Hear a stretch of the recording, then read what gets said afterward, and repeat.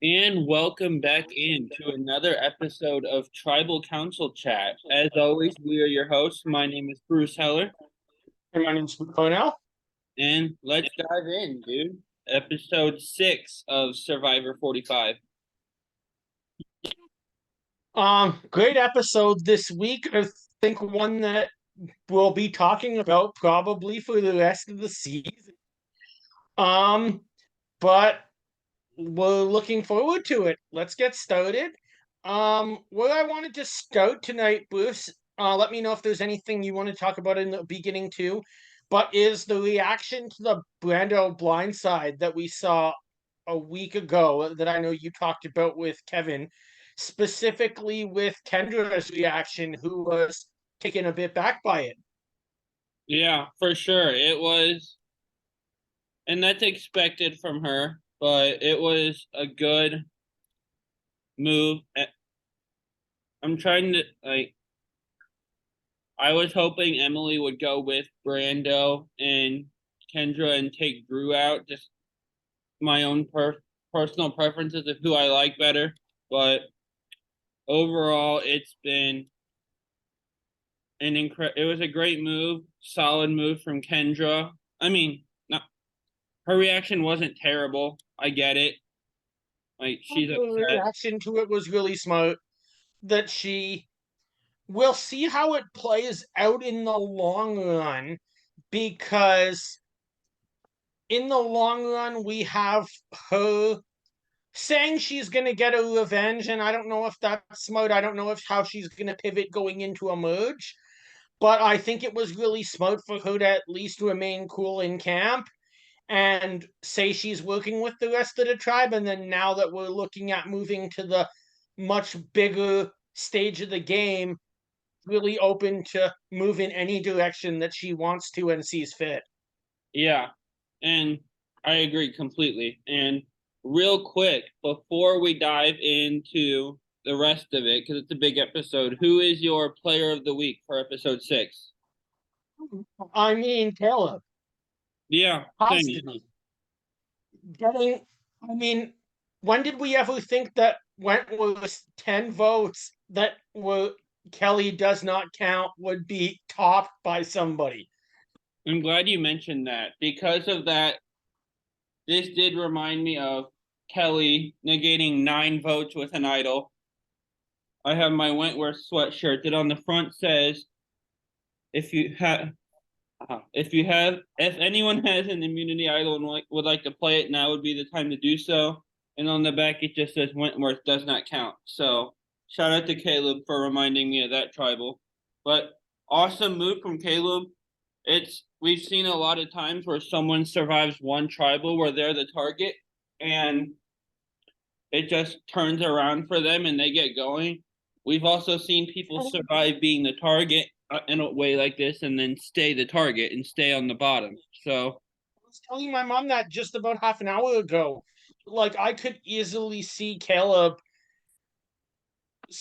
survive this vote thanks to Shot in the Dark, which we'll go into a lot more detail on later. But from there, it's like now we have Bello and Reba that have been forced to take out Jay, and that could kind of tip the balance maybe in favor of Bello, and maybe Caleb is possibly going to look at sitting in the finale. yeah. And since you mentioned her and that she did go home this episode, what were your thoughts on J Maya this season and just the game she played? I'm sure we'll get into her vote at the end, but I mean, it's definitely a great game. I mean, with all due respect, she was my pick in the um one of the bootless games I played to be the first person out this season and to go out as the kind of sort of merge boot, whatever you want to call it in the new era. Very well done to her, especially in this way. There was no, she shouldn't have even gone at this point. It's just that's the way the new era game is. Everyone starts with this one very medium risk, but like uh, low gain reward, and Caleb was able to use it to his advantage. Yeah, totally agree. And so leaving Bello, post-tribal, we see Lulu, and they're all searching for the idol and searching for the clue, and then someone finds it. This guy right here finds it, Bruce, and it's the beware advantage. So it's basically a clue. It's not an idol, but he loses his vote.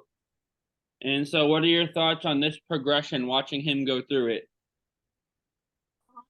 Interesting because Bruce found this clue slash like beware advantage sort of thing in front of everybody other than Katura, who clearly doesn't like him. Yeah. So that was a really interesting twist to it, where almost the whole tribe that sees him though was working with Bruce. So at that point, when he loses his vote, they all know, but they all like they were doing it as a tribe, so it's almost in the tribe's interest to make sure Bruce gets that idol and gets his vote back because he could really try to use that to propel this new group forward post merge. Yeah. And on top of him not having a vote till he finds the idol, then a boat shows up and says, you have 10 minutes to gather your things. You're going to a different camp. Just imagine the panic that must have been going through his mind in that moment. I mean, you at that point don't even gather your things, gather one thing and it's sitting under your shelter. Yeah.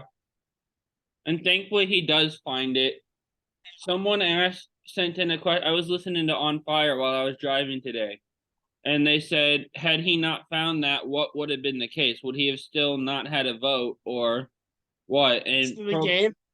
Yeah, Probst's answer was he would have gotten his vote back if they would have gone to Merge Beach without the idol. The idol just would have been dead, and that opportunity would have been gone. So ultimately, his risk level for opening that BOA advantage was pretty much nothing. Yeah, but he didn't know that. Yeah. Maybe But I mean, that's good. Sure. That's good to know because imagine if you went to merge and it was like, you don't have the idol, you can't vote until the jury. Oh gosh, that's crazy. So, so we've basically reached the point in the episode where all three tribes know that they're forming onto one beach, and Probst can say it's technically not the merge. I'm going to call it the merge. They're all on one beach. It's just not the jury yet. So, but for all intents and purposes, this is the merge. Yes. At least the like Thailand style merge where they're now not competing, they're all living together. But they're also not competing as tribes, they're competing in randomly drawn teams. So I would say, yeah, they've pretty much merged whether they call it or not. It's not really earn the merge. It's more like earn the jury. Because, I mean, I still will think of J Maya as the merge boot, whether she technically is or not. And then next week we'll get our first juror. Exactly. I would agree with you there. Like I always still say that Sydney is the merge boot of 41 when we first saw this come into effect in a much worse way. Yeah. And I mean, let me just go back to that point before we move on into the challenge. Thank you, CBS, for fixing this whole earn the merge thing and listening to the fans. Yeah. Because really, I don't dislike the twist anymore. I think it's neat to see these two tribes and everybody gets a vote, but only half of them are eligible because they didn't win the challenge and therefore didn't get the merge feast. That being said, it's like, at least in this case, you're not having this ridiculous hourglass twist pop up after that then completely screws over the players that actually earn that right to be in the merge buff to begin with. Yeah. And Probst has even said, like, I've heard him admit before how awful of an idea the hourglass was. So, it was awful, but he got rid of it and he's taken responsibility for how awful it was. So that's good. It's gone and it's going to stay gone. Good. Another Hopefully, thought, Denny and Sydney come back for second chances, and yeah, another thought before we get into the challenge, as I have a couple. First of all, I still just love Sifu and his entire positive, energetic yes. self.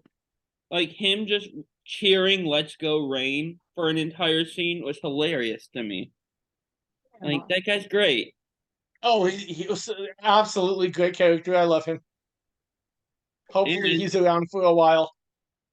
going back to Bruce for a second, we have a whole scene of him walking around the merge beach talking about how no one's talking to him.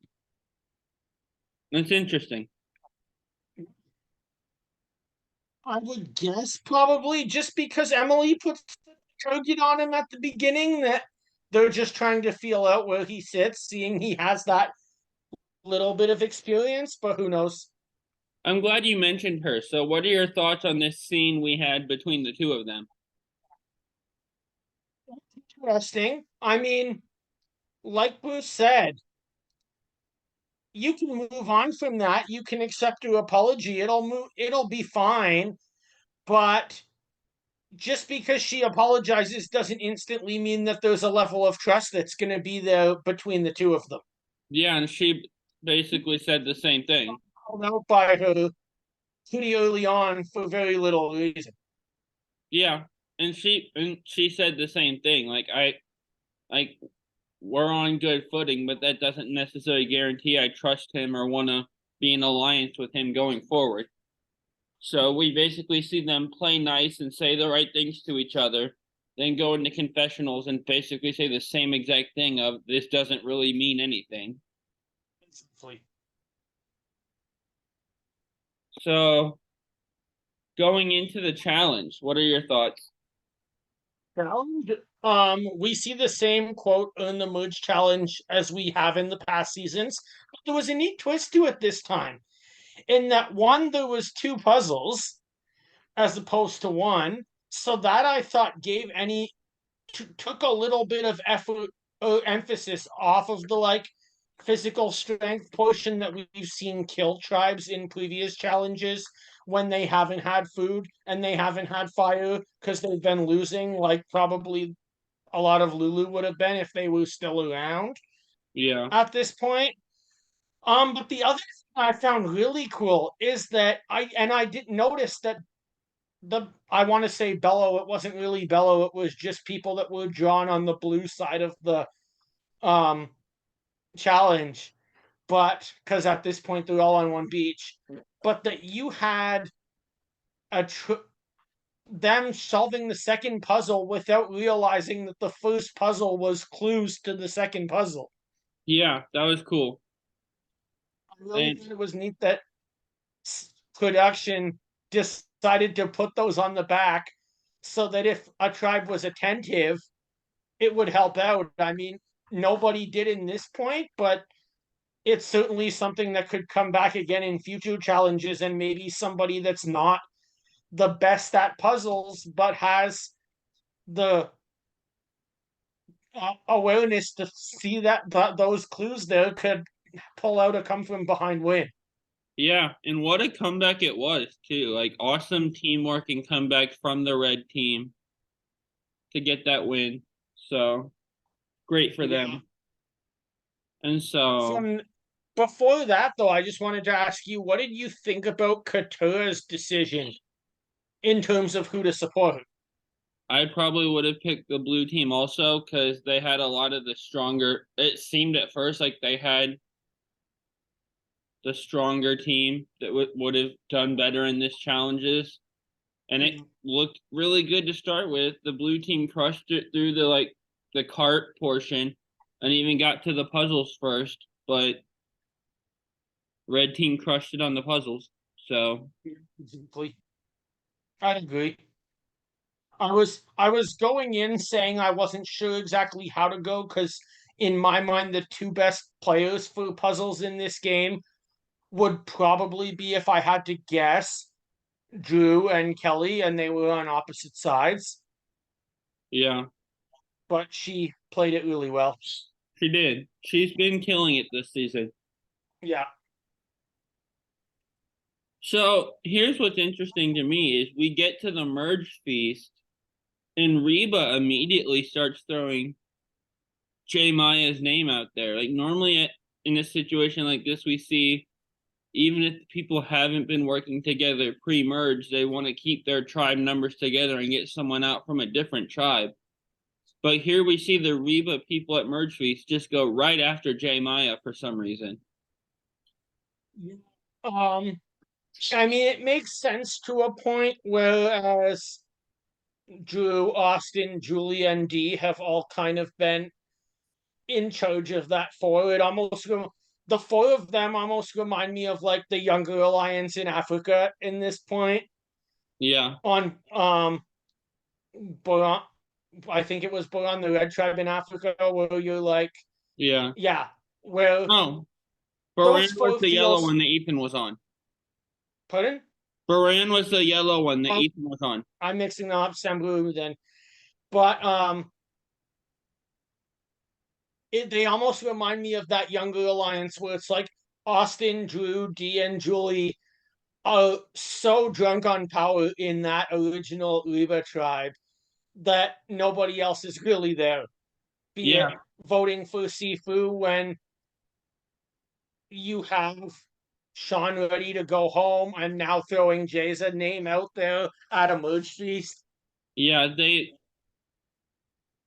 they're playing well in the sense that they've got power and haven't really been targets yet, but what they're doing with their power kind of leaves me scratching my head sometimes. Like sometimes I think D's been playing really well, and then other times I just like with throwing a vote at Sifu and here throwing J Maya's name at him. I just don't know what Reba's doing half the time. My guess, and I don't have any clue, I'm not subject to any spoilers for this show, but my guess is almost that I see Dee kind of like going back to 41, playing a Shan type game where she's a very dominant player, but is probably going to go home sometime in the mid merge.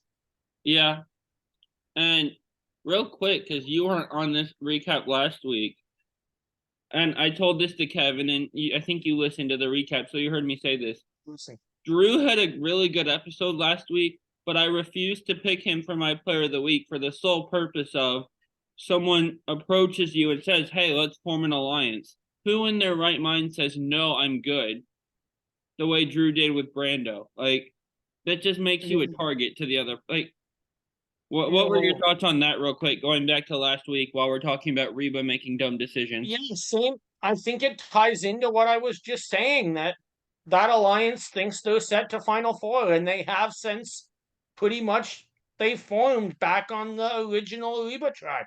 Yeah, and I don't know. It's gonna hit him I at mean, it some might point. work, but odds are it's not going to. They are a strong alliance, but they're not making smart decisions. And so staying with them, For entertainment value on television. yeah, I mean, such a fun group to see, and such a diverse group too. When you have like Drew being the nerdy guy that's the student working with Austin, who's you see as more of like a funny player and a challenge buff, and Dee, who's a younger girl from Miami, and Julie, who could be any of their mothers. yeah. And so staying with the merge feast. So the first thing we see is all the Reba people immediately throw their tribe mate, Jay, under the bus. But then, like, the next moment after that, we see, I forget who starts it, but someone says, "Hey, Caleb's a little bit of a threat." And then all of a sudden, everyone at the table is, "Oh, yeah, we should go." It goes from, "Let's go after Jay" to "Let's go after Caleb" instantly. I mean, that's not surprising because of anyone to come from Reba, Caleb is a huge threat. He is. Caleb's probably one of the most likable players in the new era. He is, and he's talking to absolutely everyone. Yeah. And, like, I get why, but he could do a better job of hiding it, as we see it almost come back on him this time. It did. So back at camp, while the merge feast is happening, and this is interesting to me because we see those two names get thrown out at camp. at the merge feast. But back at camp, the people who aren't at the merge feast are talking, and the same exact two names come up. Which is So interesting. I mean, the unique thing for them is they're in a different position than the people who are at this point already made the quote merge. And yeah, and that's that the people back at camp don't have to just cast a vote tonight. They have to vote for one of their own. yeah, for sure.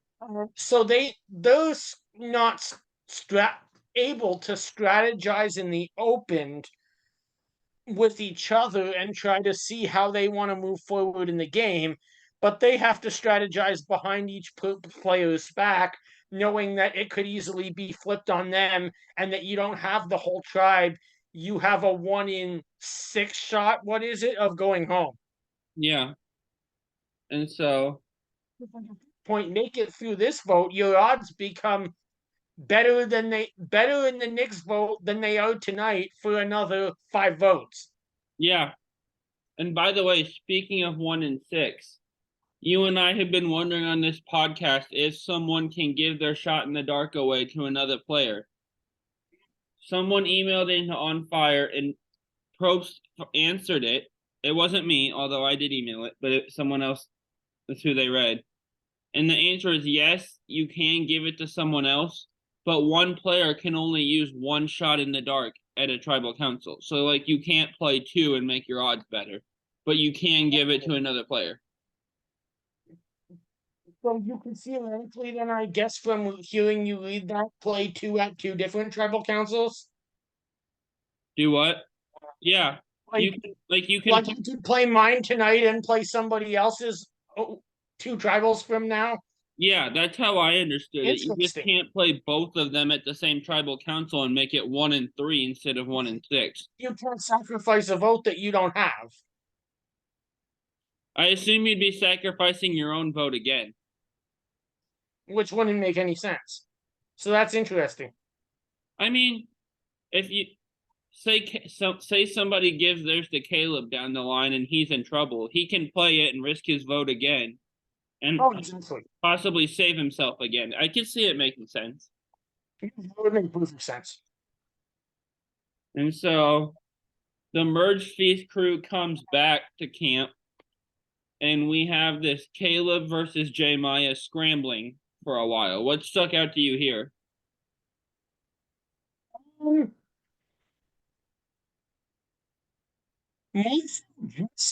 and I guess we'll get into this, but because we have this scrambling moment, I was just a bit surprised that the whole tribe was able to unify. Yeah, that, and what stuck out to me is everyone's making good arguments on both sides, but even like when his Bello Alliance is out here saying, well, maybe we go for Jay, Bruce is just adamant, like, no, we're not voting for anyone other than Caleb. And like, for the guy that came in wanting to be the Funkle and not be dad, he's kind of becoming a bit of a boss and kind of Boston Robbish compared to wanting to be the fun uncle coming in. And I don't know if he realizes that or not. At least he's doing it now and less so on day one. And therefore, he's in a good position in the game to be able to go pretty far. Yeah, that's true. And Bruce has quite a few different alliances out there. So, and we've only ever heard one person bring his name up. So, yeah. I mean, we've heard her bring it up about 1,000,000 times. So maybe that's It'd be interesting to see if more people bring it up at some point soon, or if she goes at some point soon. Her vendetta against Bruce has kind of reminded me of Survivor Samoa, where Shambo just has this weird thing against Laura Moret for no reason. And it felt very one-sided. Yeah. That made not that much sense, but not much Shambo said in that season made much sense. No, but she was good TV. She sure was. So, And here's the thing that sticks out to me amongst all the scrambling. You mentioned this. The tribe unifies on Caleb. Someone asked if they should split the vote, and they say no and decide I to put think it was all of their D. votes on one person. Why would Survivor hasn't done recruiting for a little while? These are all fans of the show that know the game and have applied to come play. Why are we not splitting the vote? Like, what do you gain by that? Makes no entire sense. I'm trying to remember who it was, but a past player from the new era posted online like, why do you ever not split the vote when you have this many votes? Yeah, for sure. It's just weird. I'm surprised not only did they not split the vote, but with, like you say, they're not doing recruiting. These are fans of the show. How is one person not being intelligent enough to say, even if all of them aren't going to split the vote, fine, I'll split my own vote and I'm in charge now? Yeah. And if someone had done that, they would have picked who went home last night. It probably still would have been J Maya anyway, because she was the other target. But and then really cool scene before we get to tribal is we once again see Emily have to come to Caleb and tell Caleb, hey, your name's being out there, when he somehow had no idea. And that gives him a little bit of time to scramble. And it obviously didn't, his scrambling didn't do anything, but it looked like the people he was going to were considering it. When Emily says, Bruce is throwing your name out there. And Caleb fires right back with, hey, Bruce has an idol. Like, and they're both still in the game. So it'll be interesting to see how the aftermath of that little move unfolds. Sure will be. Because, I mean, now that Emily has that information, when, I just don't see Emily like saying something that might rub Bruce the wrong way and trying to out information he has to the whole tribe. Yeah. Where have we seen that before? Well, and he said it to more than just Emily, too. So we go to tribal, and my first thought is this is so many people for one tribal. It's too much. It's like, what's wrong with 10? I don't know. How many was it? It was 12, 13. 13. Okay. Because you had 6 and 6, and then you had Katura get to decide which group she wanted to be on. Oh, that's right. So, I guess, I mean, it makes sense to a point because they probably want to have a final 3 with a 9-person jury, and that makes 12. And therefore, if you don't do it now, you either have to start the jury right away if you do it next week, or you have a situation which I know we saw a few times, but I literally hate when this happens, when you get a juror who didn't get a chance to live with all of the final 3. yeah. And it's like at that point, they're not even really basing their vote based off of any experience in the game. They're just basing it off of what they heard in tribal. And who knows how much of that is truth and how much of that is nonsense. Yes, for sure. And so, what are your thoughts about this earn the jury, as I call it, tribal? I found the interesting thing, we just talked about it, but like we were saying with the tribe being able to unify, is that I thought it was really smart on her part that Emily votes against Caleb despite the alliance because she didn't want to look like she was the only one that wasn't going to go with the group as a whole. I'm glad you mentioned that because I've seen people saying, oh, she betrayed him in a way by voting for him. Like, no. Like, She told him the truth, that what she knew, yeah. and she did the best that she could with her game. And now that he's safe, I mean, I'm sure they're still going to be working together. And think about it this way, if all the votes come in for Caleb and then one vote from Emily for someone else, that pretty much exposes how tight of a duo they are, one, and puts a target on her also. And two, it makes it Who look would have like been going next? she's not willing to work with other people. That's right. And so we talked about Jay Maya going home a little bit earlier. Just so real quick before we get into a line blindside first boot, Caleb walking up to the voting booth and just shouting Jay's name loudly made me laugh so much. Yeah, it was funny. So a line blindside first boot, what you got? When we do that, just quickly, I want to talk about the actual shot in the dark because we finally see shot in the dark work. Yeah, it wasn't useless for Um, once. yeah, I saw something online and I just want to get your opinions on this before we get into it. We've seen it now work. It's probably going to be part of the game for the foreseeable future. We've also seen it not work a number of times. What do you think about the 1 in 6? Do you think that's a good number? I think it's an okay number. I think they probably spent a while workshopping what number would be best for that, and this is what they came up with, so I trust that. But shot in the dark has pretty much been useless up until now. Like anytime someone's tried it, it hasn't worked, I think. I'm So glad to see it work. yeah, it's fun to see it work. Everyone's reaction to it working was incredible. Especially when my first round draft pick in my fantasy league was the one who played it. I'm Oh, like, I got the first ever points in fantasy survivor for shot in the dark. there you go. Yeah, I'm okay with the 1 in 6. It it finally wasn't useless, and that was fun. I enjoyed it. I loved everyone's reactions. So yeah. So into a line blindside first boot. Do you got a list of players? Yeah, so I've got 3 players that went home on idle plays after not getting a majority of the votes, like Jay Maya did, the first one here. So I've got Andrew Savage, Yep. Alexis Jones, and JT Thomas. Okay, good. I'm going to steal your strategy for this one and first boot JT as a Yeah. winner. Yeah. I am going to align with Alexis. I think she'd be a very trustworthy ally, and then we also have that kind of like mutual connection through poverty. Yeah. And that leaves me to blindside Savage. And I mean, we know when Savage gets blindsided, he goes out in some very entertaining ways. So that's always great for the season. Yeah, for sure. I think my answers would be the same because JT's plays like a bonehead in Heroes versus Villains and Game Changers. But if the JT from his first season does show up by chance, you really can't keep that guy around.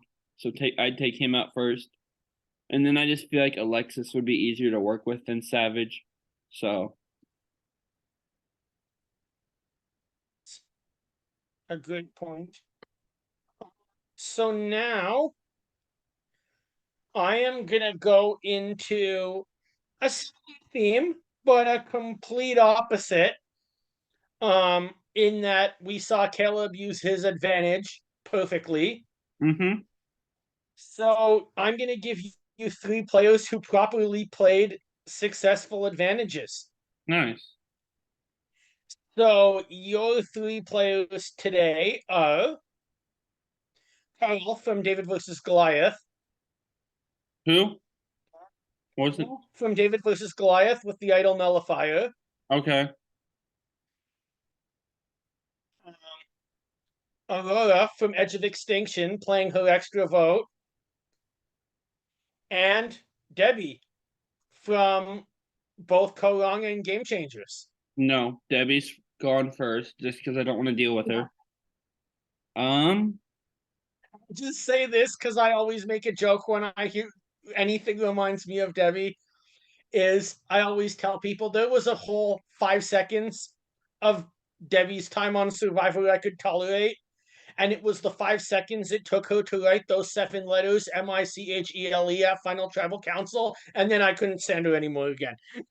yeah, so she's gone first. I guess I will blindside Aurora and align with Carl. I don't really neither of them stick out to me as a better option than the others, so that's just what my gut Played in a reaction trivia says. contest in a online trivia game with Carl that he hosted during COVID. He was so great to chat with, as well as he was really funny online. Nice. Well, this was a fun episode, dude. It was. So look out for this episode on Monday. and then we'll be back with my Legends cast, which we're going to be recording this week, and that'll be out later next week as well. Yep. Follow us on YouTube, Instagram, and Facebook. Make sure on YouTube to like the video and subscribe to the channel. You'll get all of our videos that way sent right to your homepage.